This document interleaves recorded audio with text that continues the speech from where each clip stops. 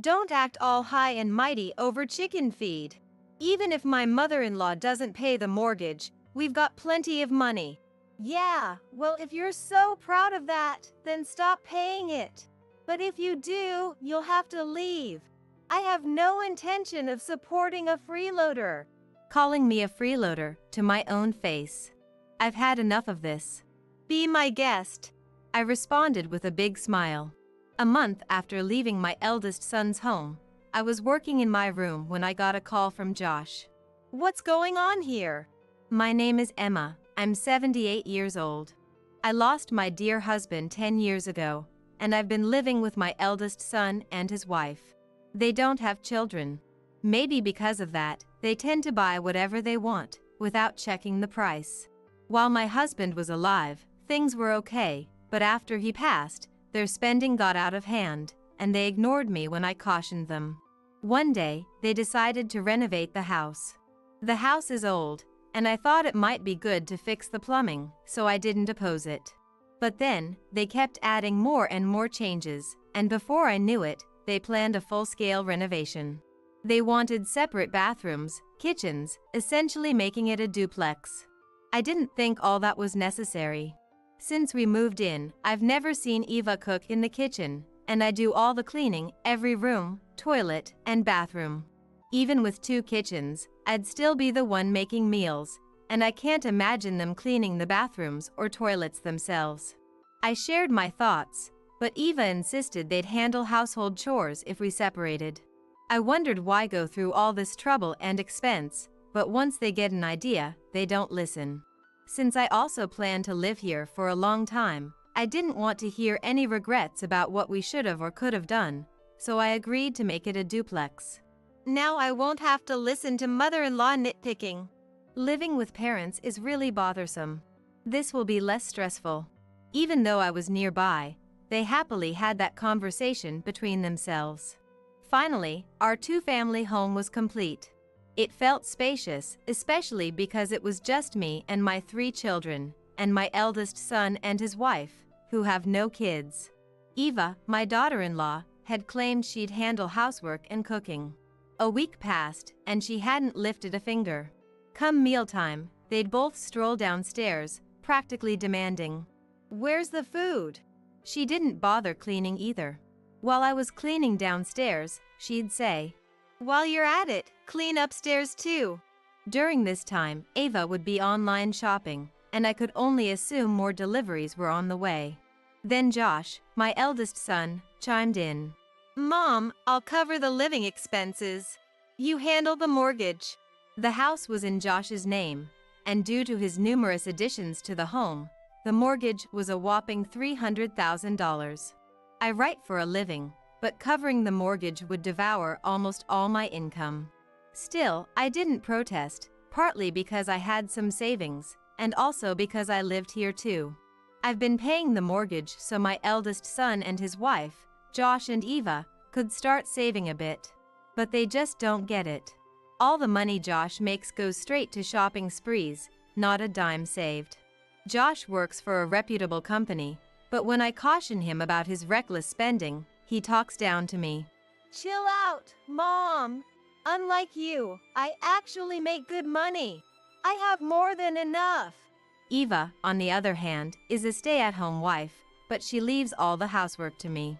She doesn't even bother to bring in the laundry. Just the other day, she told me it was raining and that I should bring in the laundry. She didn't lift a finger to help, just went back to her room. When dinner gets delayed, all they say is, "Isn't dinner ready yet?" I'm starving, but offer no help. Honestly, it makes me wonder why we even decided to live as 2 families under one roof.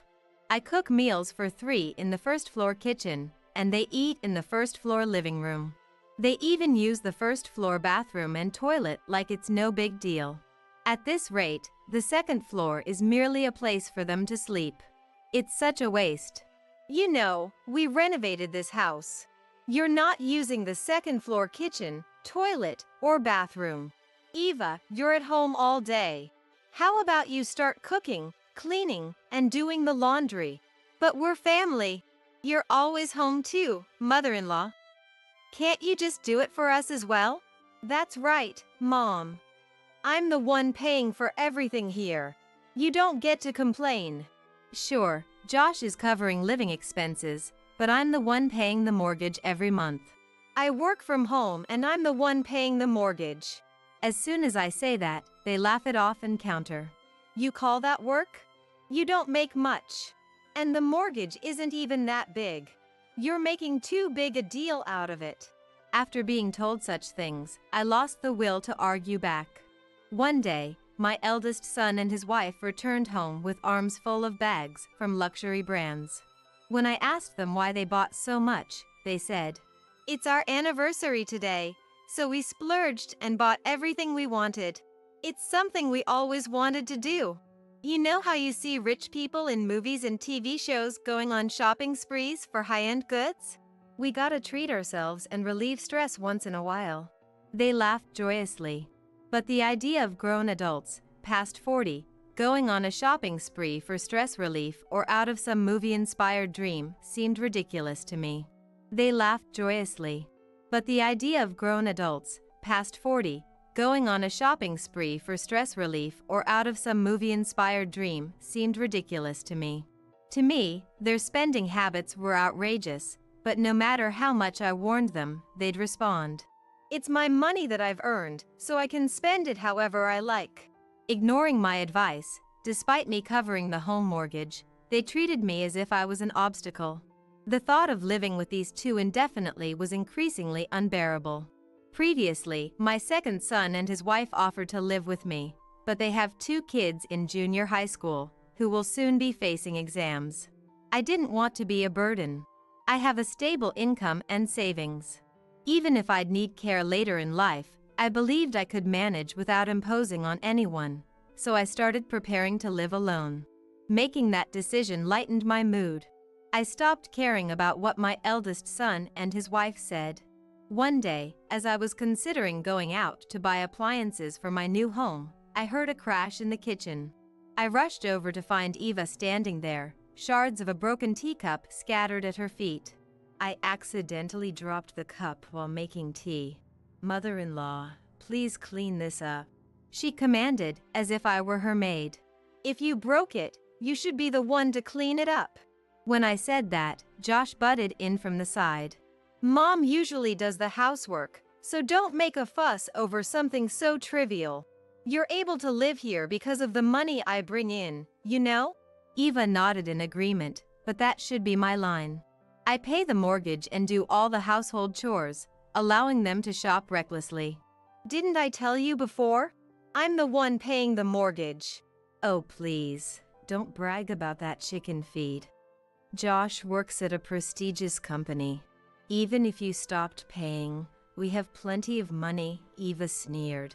"Yeah, if you're so great, try stopping the payments. But if you do, you'll have to move out." "I have no intention of supporting someone useless," Josh added. "Useless," he says, to his own mother. That was the last straw. I can't take it anymore. "Sure thing," I said with a wide smile. The feeling of floating on a cloud came over me when they finally asked me to move out. Time to take action. I stopped paying the mortgage as they asked, packed up my belongings within a week, and moved into an apartment I had rented. As I was leaving, Josh said, "Look, I'll forgive you if Mom apologizes." Why should I have to apologize? No thanks, I'd rather not. Knowing I don't have to see your faces anymore makes me quite happy. Huh? Don't come crawling back. Believe me, that day will never come. Take care, both of you. I left the house with a sense of freedom. Later, I called my second son and his wife to tell them I had moved. They were concerned, but their kids offered that I could live with them. I thanked them, but I already had a new place, and to be honest, was looking forward to living alone. Writing from home, living just for myself, it was something to look forward to.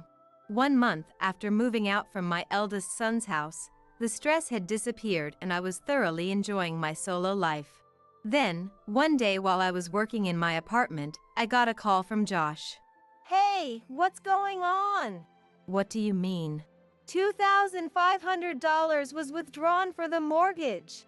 And your point is? What? There's no way the monthly mortgage shot up just because of a renovation. Josh clearly underestimated the cost of a home loan.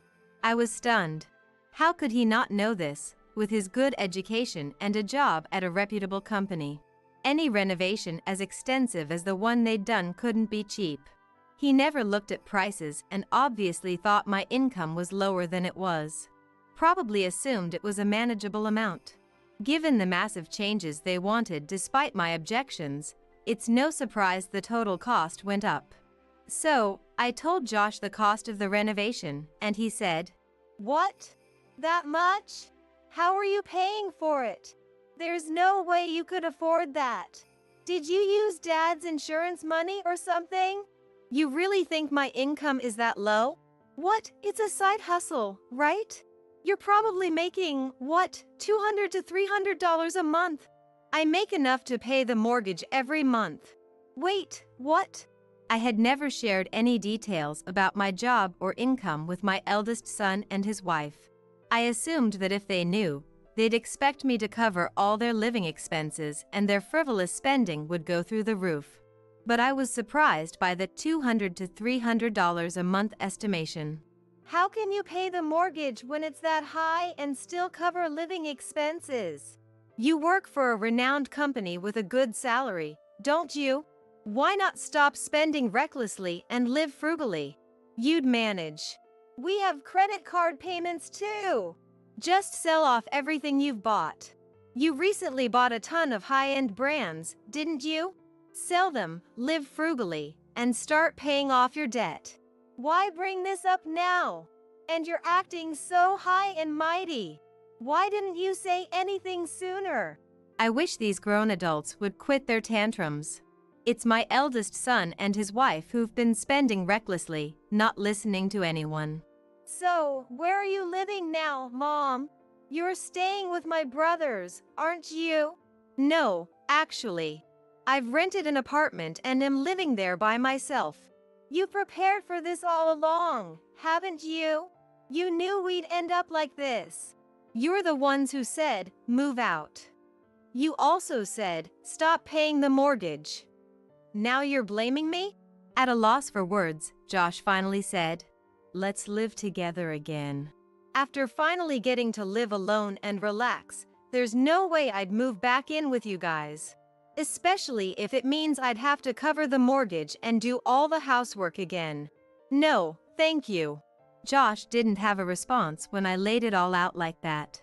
A few weeks later, this time, a call came in from Eva. Mother-in-law, please come back home. The house feels so empty with just Josh and me. We really miss you. Her voice was unusually soft, almost whiny. I thought, why not just be honest instead of trying to manipulate me with such an obvious lie? Did Josh tell you about my job situation and how I'm not responsible for the house loan anymore? I have no plans to come back. You two should figure out how to cut costs. But it's too late for that. We've already maxed out our credit cards. Mother-in-law, you're living alone in a tiny space, aren't you? Why not move back in and be with us? I'm perfectly fine alone, thank you. I only have to cook for myself. I don't have to put up with complaints, and I'm living freely. If I moved back, I'd have to do chores and cooking for all three of us again. And let's not forget, I'd probably end up paying the house loan. I'll do the chores. We'll manage our part. You said the same thing before we renovated the house. I won't fall for that again. I ended the call right there. Even after that, my eldest son and his wife kept calling, but my stance was firm. I had no intention of going back. If I did, the same issues would just repeat.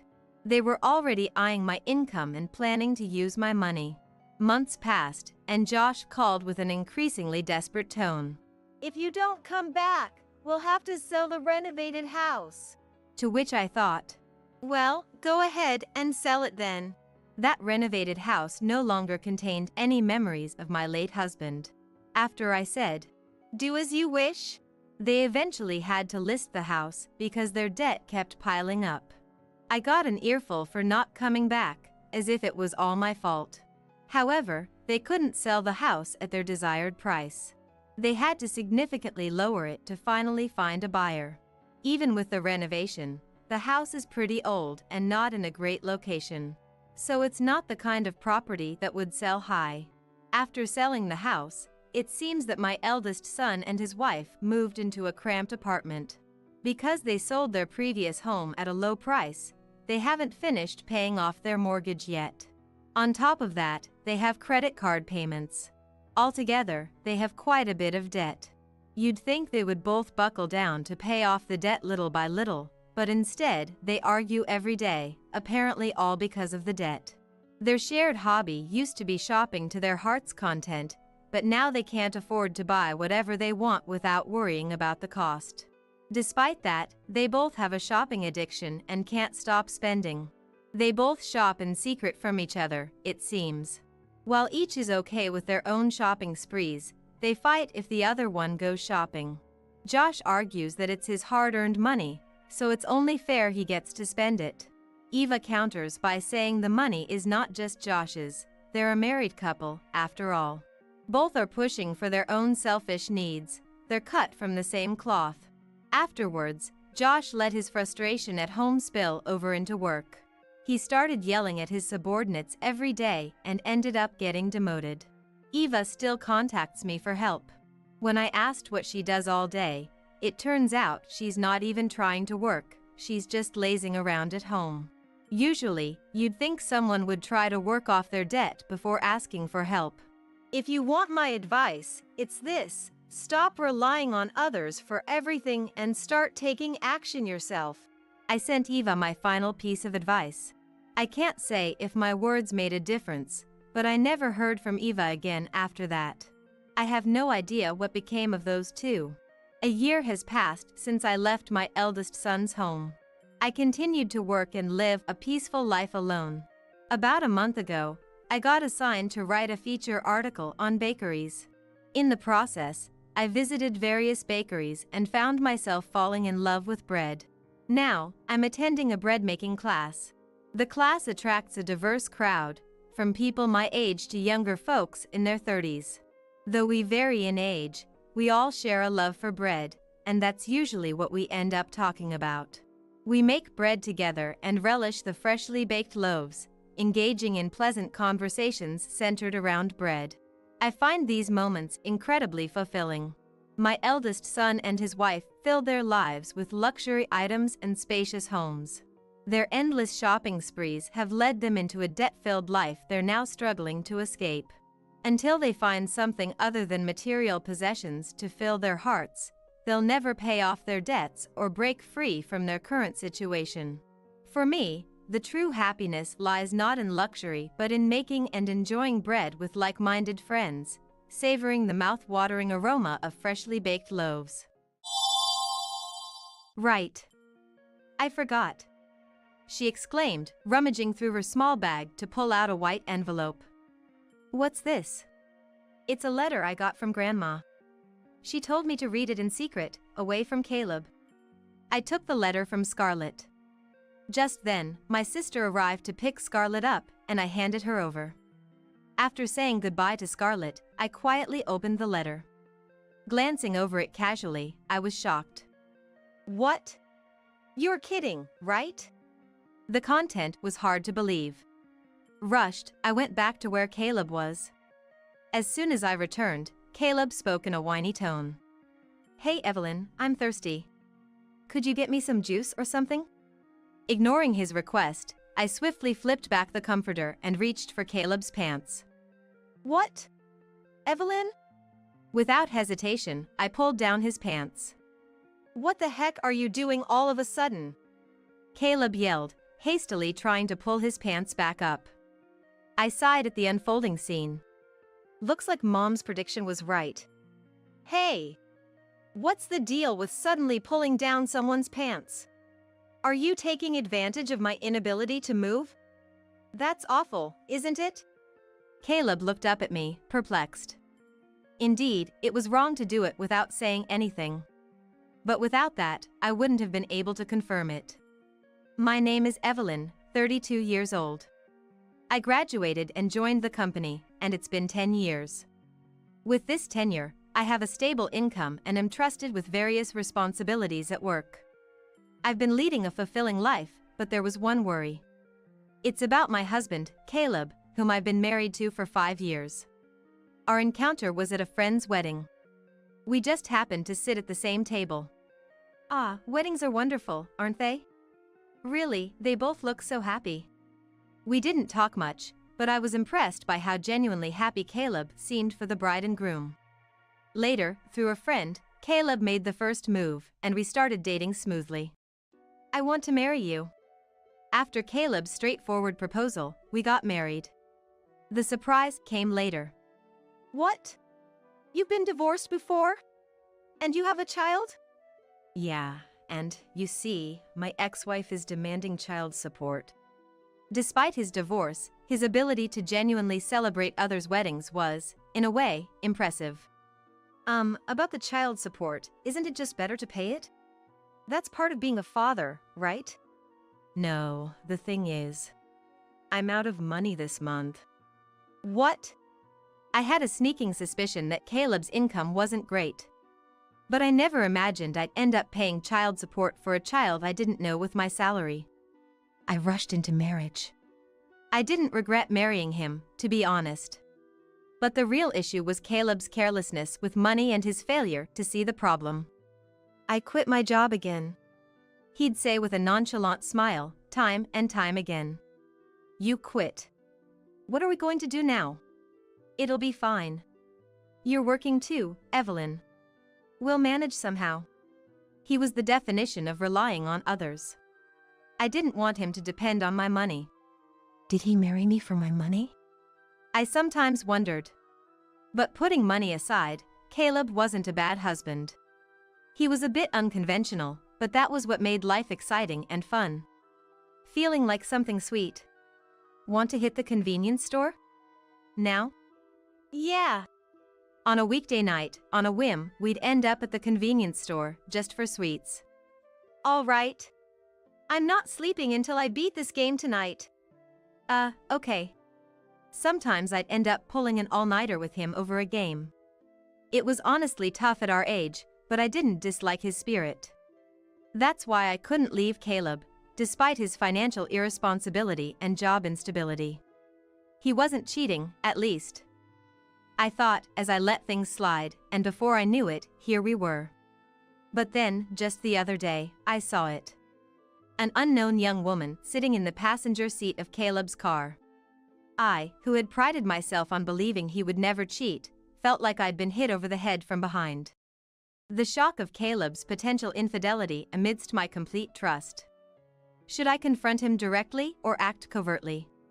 After much thought, I consulted my sister. Married with an 8-year-old daughter, she had an immediate answer. Obviously, you gather evidence quietly. She was adamant that there was no benefit in alerting him without solid proof. So, following her advice, I focused on gathering evidence. Eventually, it became clear that Caleb was frequently seeing a woman. Her name is Abigail. She was the daughter of the owner of a private clinic where Caleb was a client. They mostly met on Thursday afternoons, driving around in Caleb's car.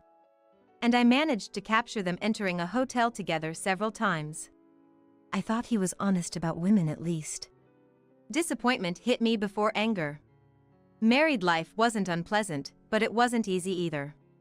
In addition to the child support, I found out about his debt. Both were from before our marriage. Things I should have known about or were none of my business. He married me without disclosing these facts.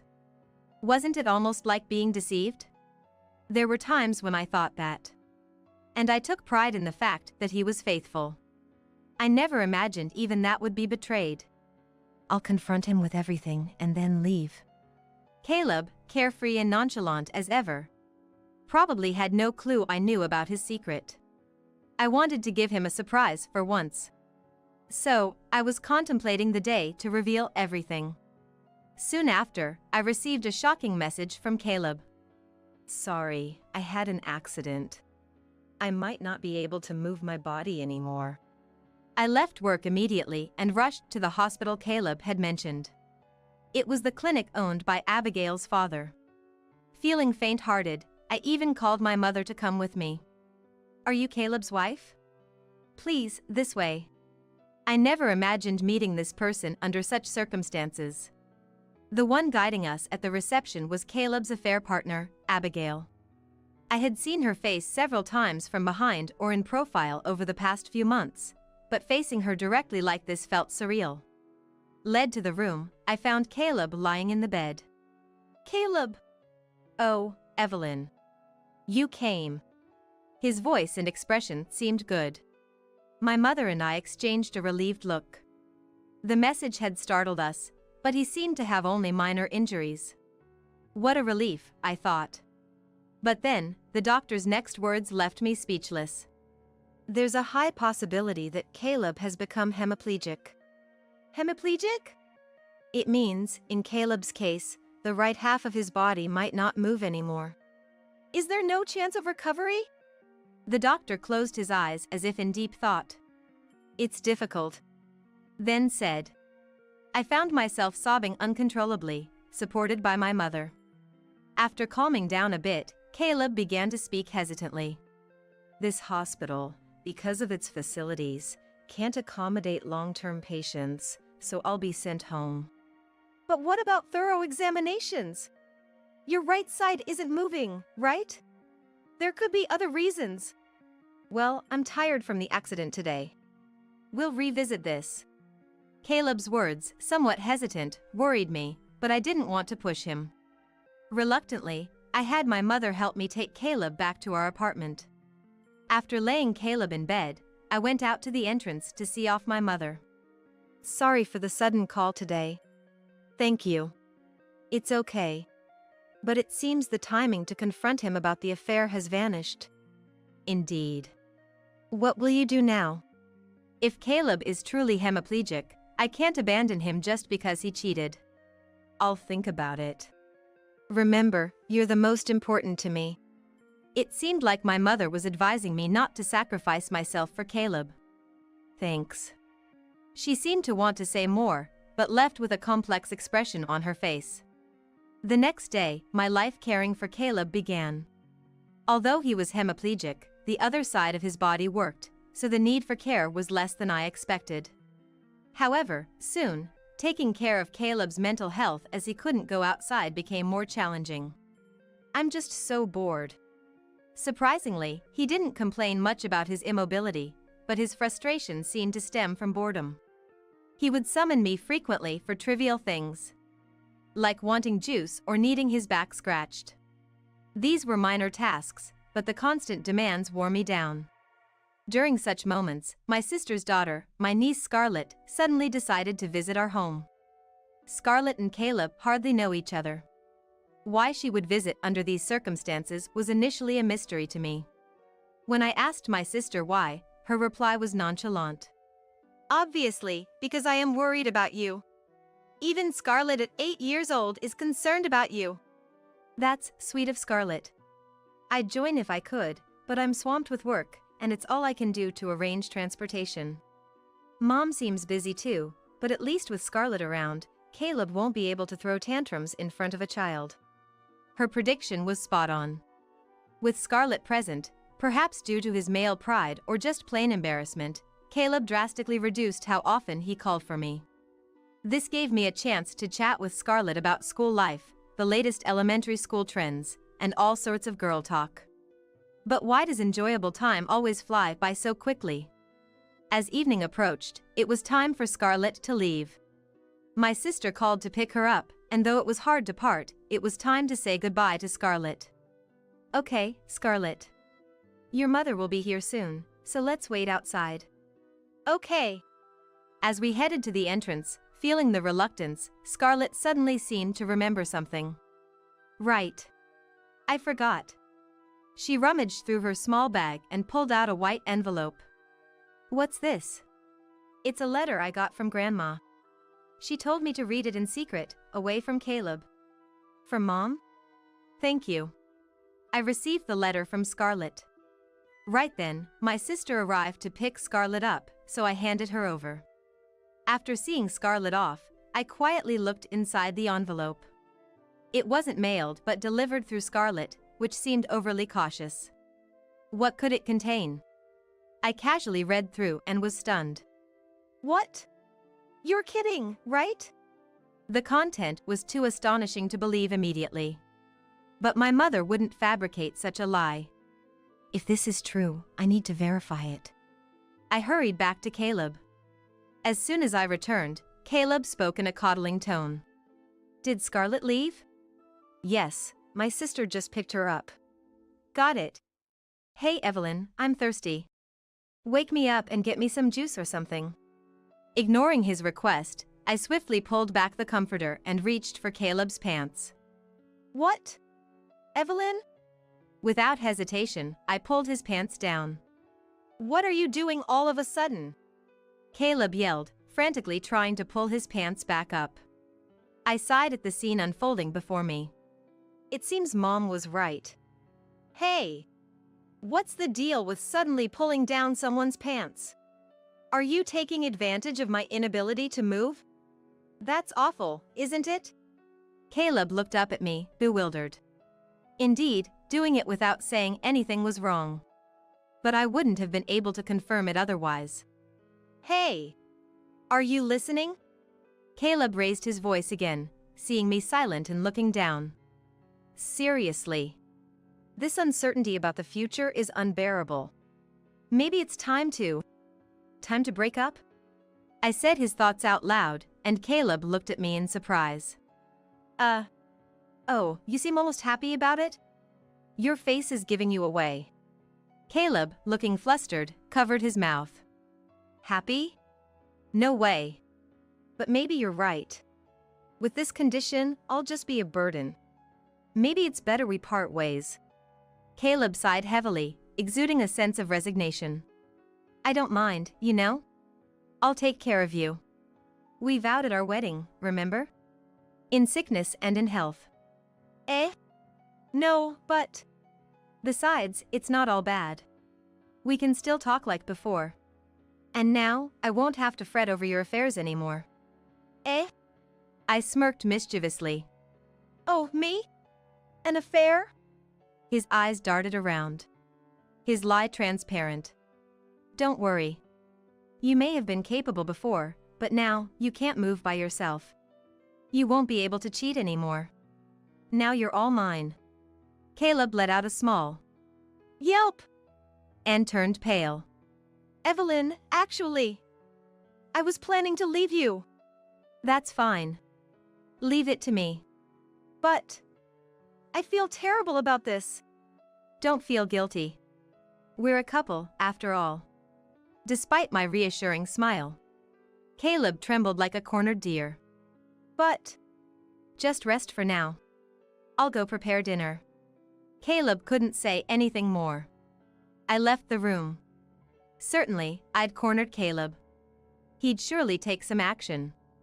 I had believed Caleb was truly hemiplegic. It was the clinic of Abigail's father. I wanted to have it checked at a larger hospital, but Caleb resisted, so it never happened. Now I understand why he was so reluctant about hospitals and treatment. Immediately after leaving the room, I listened at the door. I'd left it slightly ajar, so Caleb wouldn't notice. I couldn't see inside, but I could hear everything Caleb did. Help! I'm in trouble!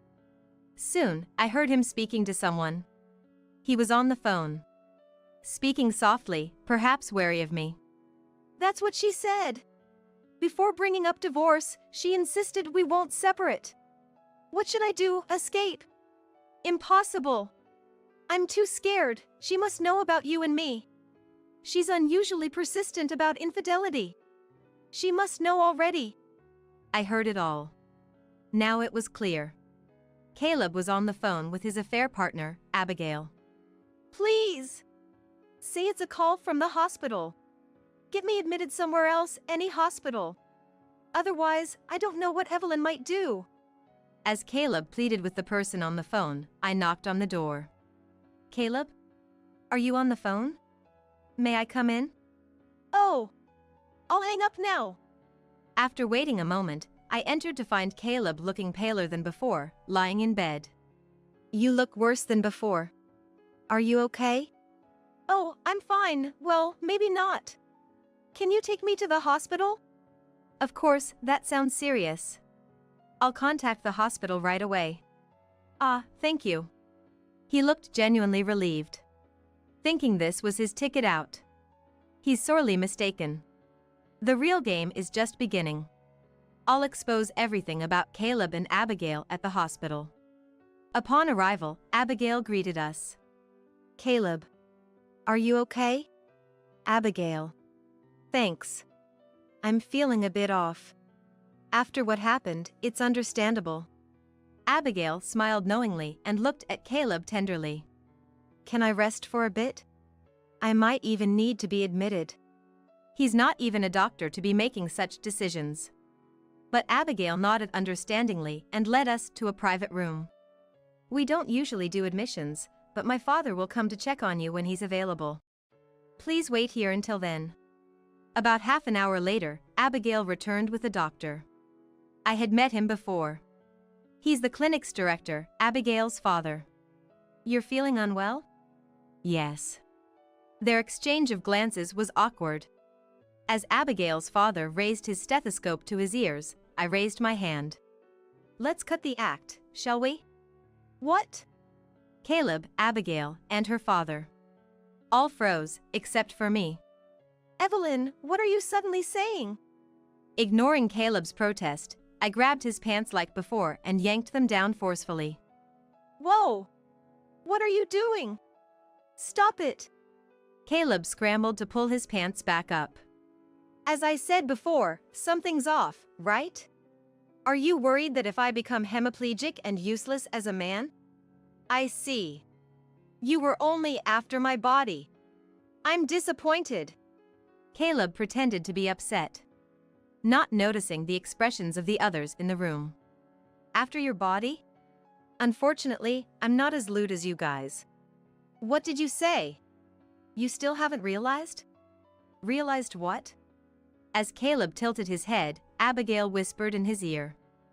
Finally understanding, Caleb's eyes widened in shock. No, this is, well, that. Hemiplegic? You move too quickly for that. Everything's been exposed. Why keep up this poor act? The letter from my mother had only a few lines. I've looked into it, and there's a high chance Caleb's hemiplegia is an act, perhaps a lie to leave Evelyn? Maybe try pulling down his pants to see his reaction? Following my mother's advice led to this revelation. In a panic, Caleb, who was supposedly unable to move his right hand, easily pulled up his pants. So it was all an act from the start. No, that's not. Explain everything. Sweating profusely, Caleb complied. The day of the accident, the person riding next to Caleb in the car was Abigail. They were in the midst of an affair. The injuries were minor for both of us, but the car was badly damaged. I thought if the police got involved, Evelyn would find out. So I figured if I pretended to be severely injured, I could cover it up. The absurdity of it all left me speechless. Did you think you could keep up such a ridiculous life forever? No, well. Or was it all to hide your affair? That's not it. Before Caleb could respond, Abigail interrupted. Caleb was just trying to spare you the pain of a breakup. After all, finding out about an affair during a drive would be humiliating. So he told a kind lie about being hemiplegia, hoping for a smooth separation. Kind? How is cheating with someone much younger than himself, and then lying about it, kind? Stop it. Our love is real. Abigail said this proudly, but Caleb, shrinking in the background, looked like his elaborate lie had caught up to him. Is that so? Then you should have been upfront about it. Right, Abigail's father? Abigail's father flinched. His forehead glistened with more sweat than Caleb's. Well. The moment I realized the hemiplegia was a lie, I had a lot to say to you. Me? What might that be? Abigail's father looked at me with a forced smile. Perhaps he couldn't abandon his daughter. I felt sorry for him, But as a doctor, he did something he shouldn't have done. I guess you just listened to your daughters, please, but how did you feel watching me break down in tears? Don't you have any professional pride? Wasn't it empty to go as far as forging a medical report? Abigail's father seemed to catch his breath. He began to speak, carefully choosing his words. That wasn't forgery. It was a diagnostic error. How could such an obviously healthy man be mistakenly diagnosed as hemiplegia? He probably wanted to insist it was a mistake, not malicious forgery. Well, as for me, it doesn't really matter. Fortunately, I have relatives in both the medical and legal fields, so I'll be consulting with them. What? You can't. Abigail's father's complexion changed. Understandably so. For a private practitioner, reputation and client reviews are crucial. If it became known that he dirtied his hands as a doctor just to unite his daughter with her affair partner, the clinic's reputation would undoubtedly hit rock bottom. Please, have mercy. There's no mercy here. I'll have my lawyer discuss the details with you later. Since Caleb seems to be in good health, please go back to your duties. He was hardly in the state of mind for work, but it was true that other patients were waiting. The calls of the nurses had been audible for a while. Yet, Abigail's father, who had been reluctant to leave, was finally forced out by me, barely able to walk, and exited the room. That left Abigail, Caleb, and me. In the silent room, I reconsidered the situation. On the day of the accident, Caleb was with Abigail, engaged in their affair. Right after the accident, given the proximity to the scene, they sought medical attention at Abigail's father's clinic. Perhaps it was then that Abigail conceived the idea. Could she keep Caleb for herself this way? It's unclear if Caleb had contemplated divorce, but it's unlikely all this was just to conceal an affair. It's more probable that Abigail persuaded him. For Caleb, who always wanted to quit his job, the allure of a doctor's daughter, a sign of wealth, was irresistible. Moreover, claiming hemiplegia would serve as an excuse to leave his job. He probably thought that if he used this as a pretext to break up before the affair was exposed, everything would neatly resolve. But that was a flawed plan from the start. I knew about their affair even before Caleb's accident. Though I lost the opportunity to confront them amidst the confusion of the accident, now that their lies were exposed, I had all the leverage. There was plenty of evidence. Well then, I looked slowly at the two of them. Caleb was sitting on the bed, and Abigail stood beside him. Regarding what comes next, I want a divorce. Surprised by my statement, Caleb and Abigail exchanged looks. A divorce, is that okay? Okay or not, I've known about your affair for a long time. I've been preparing to leave since then. Caleb looked conflicted, and Abigail's eyes sparkled. So Caleb and I can be together. We don't have to meet in secret anymore. Despite their bold meetings, it seemed they had been trying to keep it discreet. Yes, after we divorce, you're free to do as you please. However, there are conditions for the divorce. Conditions? Abigail frowned in confusion. Yes, don't worry, it's nothing serious. First, I'll be seeking compensation from both Caleb and Abigail. Additionally, there will be no division of assets. I'll be keeping all the savings. That's all. Isn't that a bit unfair, Evelyn? Unfair? Have you forgotten that for the 5 years we've been married, I've covered most of our living expenses? That alone is more than the savings. Caleb, notorious for his laziness, has never held a job for long. His income was unstable and significantly lower than his peers. Moreover, he was a big spender, still not having paid off debts from before our marriage. Sure, Evelyn has helped me, but I've been working hard too. He seemed dissatisfied with the idea of handing over all the savings. Caleb stuttered and struggled to find the right words. I didn't want to prolong this confrontation and was considering setting a later date to talk things through when, unexpectedly, Abigail came to Caleb's rescue. Caleb! We've come this far, haven't we? Don't worry about money. Dad's here, and I'll take care of everything. More than anything, I want us to freely express our love as soon as possible. Abigail, Love conquers all. In front of his soon-to-be ex-wife, the audacity of their display was astounding. What did Abigail see in him? That was a lingering question, but her intervention wrapped things up. All right, I'll leave the divorce papers, compensation, and the specifics to my lawyer. I'll send your belongings to Abigail's place. I suppose we won't be seeing each other anymore. Ah, well then. Take care. The two, already acting like a couple, cozied up to each other. I remembered something I had almost forgotten to mention. Oh, right. Don't forget to keep up with the child support payments. And try to at least make the interest payments on your debt. Abigail looked up at Caleb, standing beside her, in disbelief. What, child support? Debt? What's that about? Didn't you know? He has a child with his ex-wife. Oh, and don't get me wrong. I didn't steal him from his previous marriage. Caleb was already divorced when we met. A bit agitated. And the debt?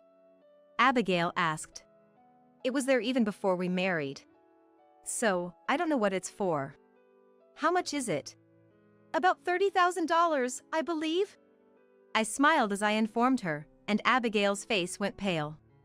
Understandably so. With the added burden of paying me compensation, plus child support and debt, it's enough to make one feel faint. But we can work hard together to pay it off, right? Abigail, trying to motivate herself, clenched her fist and turned to face Caleb. Caleb. Yeah! And he nodded vaguely. Good for you, Caleb. You've got such a positive partner in Abigail. That should motivate you to find a new job. New job? Abigail's eyes were empty. Yes, because after this incident, Caleb hastily resigned. Now he's officially unemployed. He has no qualifications, so getting a full-time job might be challenging. But love conquers all, right? You'll manage. Abigail muttered under her breath. But still, there's that issue, she said. Abigail was clearly in shock, and Caleb was panicking. I waved goodbye to the two of them and left the hospital. Later, the divorce was finalized without issue. To my slight concern, Abigail's father paid all the compensation. Probably fearing that I might spill everything. Considering the potential fallout if this incident became public, he probably thought it was a small price to pay. This cleared all obstacles for Caleb and Abigail. However, they didn't remarry immediately. Caleb was pushing for it. Right away. But, well, maybe. Abigail was hesitating. Furthermore, the two of them were constantly fighting, with Caleb never finding a job and Abigail reluctant to make their relationship official. Even if you think someone is your destiny, it's understandable to hesitate when faced with such a hopeless case. In my situation, by the time I realized everything, I had already grown too attached to Caleb. If it wasn't for that, I would have left him much sooner. Thanks to all this, I'm now enjoying a peaceful life for the first time in a while. At first, I thought I might feel lonely. Caleb, despite his many problems, was good at entertaining and pampering people. But once he was gone, I realized how much more comfortable life could be. No more sudden demands for sweets, no more all-night gaming sessions. Some might find that exciting, but it was too much for my 30s body. Now I can take care of myself, live each day with ease, and not always on the edge. No more stretching beyond my limits. I'm looking forward to a life that fits me, without overextending or pushing too hard.